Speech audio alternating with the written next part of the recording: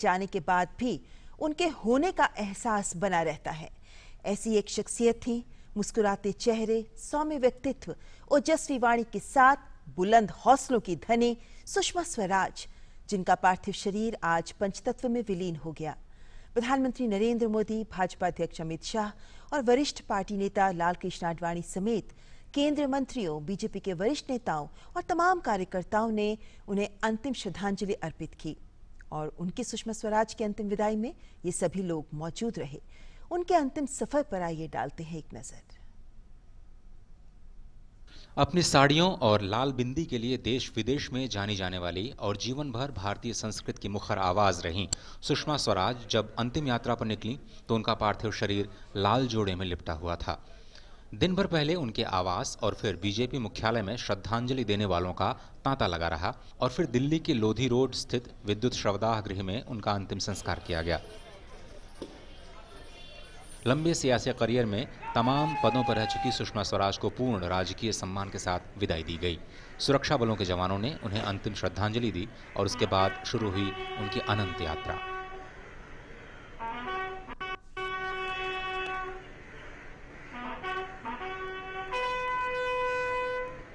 Lodhi road के शवदाह गृह में सुषमा स्वराज को श्रद्धांजलि देने हजारों की संख्या में लोग उमड़ पड़े।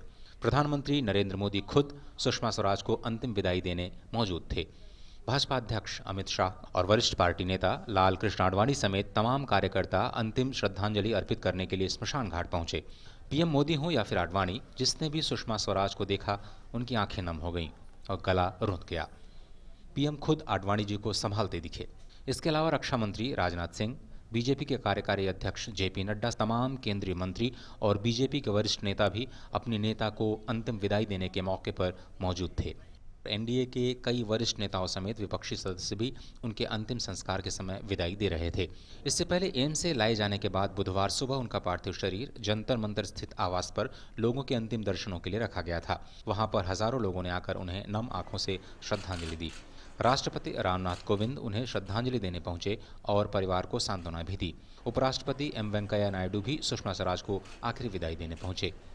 प्रधानमंत्री मोदी जब सुषमा स्वराज को श्रद्धांजलि देने उनके घर पहुंचे तो माहौल बेहद गमगीन था। श्रद्धांजलि देने के बाद प्रधानमंत्री नरेंद्र मोदी भावुक हो गए। सुषमा स्वराज को पुष्प अर्पित करने के बाद पीएम मोदी सुषमा स्वराज के पति स्वराज कौशल को सांत्वना देने पहुंचे तो उनकी आंखें नम हो गई थीं। पीएम ने सुषमा स्वराज की बेटी बांसुरी के सिर पर हाथ रखकर ढांढस दिया।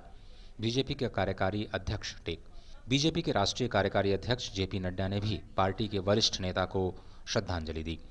इसके अलावा लोकसभा अध्यक्ष ओम बिरला, समाजवादी पार्टी के संरक्षक मुलायम सिंह यादव, बहुजन समाज पार्टी के अध्यक्ष मायावती, दिल्ली के मुख्यमंत्री अरविंद केजरीवाल और उप मुख्यमंत्री मनीष सिसोदिया और आप सांसद संजय सिंह ने दिवंगत स्वराज के निवास जाकर अपनी श्रद्धांजलि दी।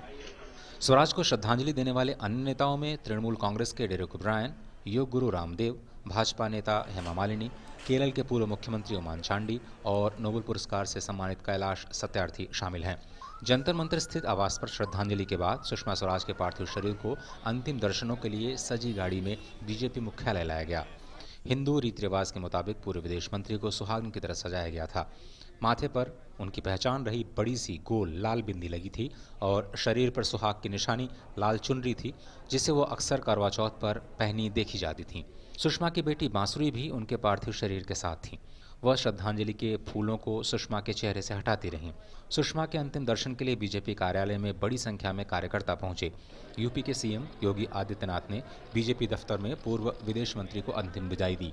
पार्टी दफ्तर में सुषमा के शव को सफेद फूलों से लदी मेज पर रखा गया था। कुछ देर बाद केंद्रीय गृह मंत्री अमित शाह और जेपी नड्डा ने उनके पार्थिव शरीर को बीजेपी के झंडे से ढक दिया। बीजेपी मुख्यालय पर श्रद्धांजलि के बाद उनके पार्थिव शरीर को विशेष गाड़ी में लोधी रोड शवदाह गृह के लिए रवाना किया गया।